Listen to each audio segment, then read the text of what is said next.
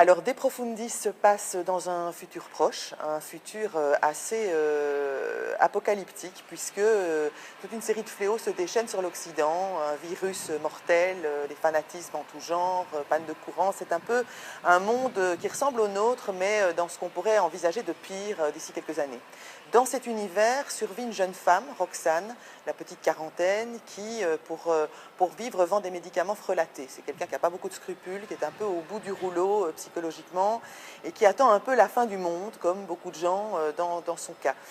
Jusqu'à ce qu'on lui confie une petite fille, Stella, qui est la fille qu'elle a eue avec un homme qu'elle a quitté à la naissance, dont elle ne s'est évidemment jamais occupée parce qu'elle ne se sentait pas prête à être mère. Cet enfant lui échoit un peu comme un fardeau, mais elle va malgré tout tenter de survivre, d'échapper au chaos et de partir se réfugier avec son enfant dans un hameau perdu à la campagne. Alors c'est une histoire que j'ai commencé à travailler il y a longtemps, à l'époque où j'étais scénariste, je ne me voyais pas vraiment romancière, et il y a une douzaine d'années, j'ai commencé à travailler ce texte qui était un peu bâtard, qui était un peu entre deux formes, et puis je l'ai laissé dormir dans un coin de ma tête pendant des années, jusqu'à ce que je publie mon premier roman, et que cette histoire, après le premier roman, c'est cette histoire-là qui est venue me chercher. Pourquoi celle-là plutôt qu'une autre? C'est un mystère. Je pense que, évidemment, certaines angoisses par rapport à l'avenir du monde me taraudent et que c'est une manière de les exprimer.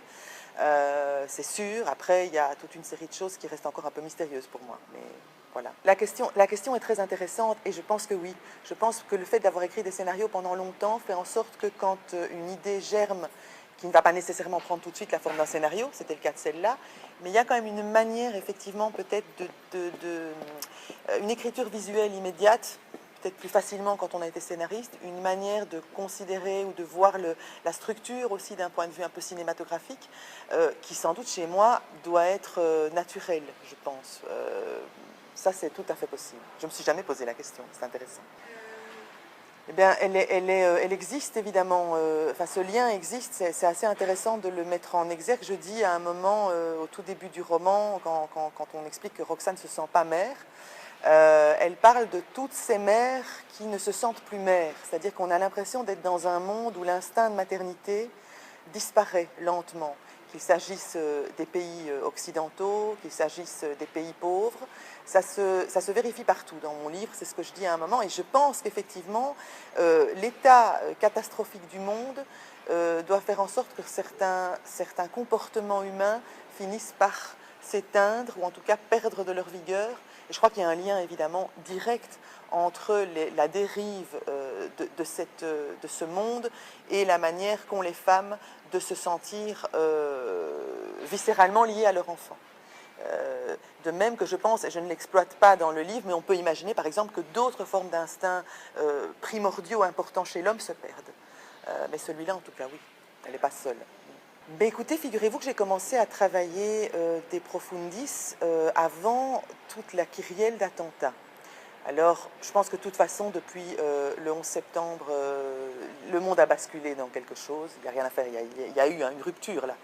Donc évidemment, je pense que tous les écrivains qui, à un moment donné, décident de raconter une histoire qui est liée à ce changement sont imprégnés par la société dans laquelle ils vivent. Mais moi, disons, par rapport à De Profundis, c'est vrai que l'envie d'écrire cette histoire et la description que je fais du monde futur est apparue peu avant la kyrielle d'événements terribles qu'on a connus depuis 1 an et demi. Donc voilà, alors quand les choses sont arrivées et que j'avais déjà commencé à écrire, j'ai eu une sorte de panique rétrospective, puisque j'avais un peu l'impression que ça avait un côté un peu prophétique. Enfin, c'est toujours très, très étrange d'écrire les choses avant qu'elles ne se produisent. Même si, dans mon livre, je ne parle pas d'attentats comme ceux qui ont été perpétrés, c'est encore un type de violence au-delà, je pense. Mais voilà. Ça, c'est une bonne question. Un seul message. Quand tout est perdu, il reste l'amour. Voilà. La difficulté des êtres à communiquer, et je dis bien des êtres, puisqu'il y a une surprise à un moment dans le livre, je ne vais pas la déflorer, mais enfin il y a un personnage qui apparaît au tiers et qui fait absolument partie intégrante de cette histoire, qui va d'ailleurs permettre aux deux femmes de se trouver, de se connaître, de se découvrir. Et donc, je crois que le thème qui moi, me tient le plus à cœur, c'est cette difficulté à communiquer qui se transforme en rencontre, qui au-delà de toutes les désespérances, de toutes les peurs, ben, finit par se muer en découverte de l'autre, en amour qui peut enfin s'exprimer, enfin voilà, en compassion. Merci à vous.